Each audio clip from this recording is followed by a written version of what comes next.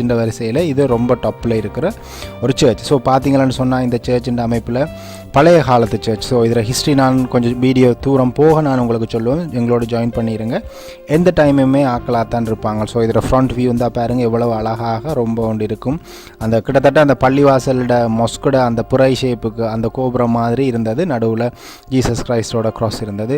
இதில் ஸ்டெப்பில் நாங்கள் ஏறி போகும்போது கூட நாங்கள் பார்த்தோம் எல்லாமே அந்த ரொம்ப பழைய காலத்து ஆர்கிடெக்சர்ஸ், கட்டடக்கலைகள் என்றாலும் சரி, படிகள் என்றாலும் சரி, அங்கே இருக்கிற தூணுகள் என்றாலும் சரி, எல்லாமே அந்த கல்லுகள் கருங்கல்லுகள் மற்றது ரொம்ப பழைய காலத்தில் பாவிக்கிற டெக்னாலஜியை பாவித்து கட்டியிருக்கிறாங்க.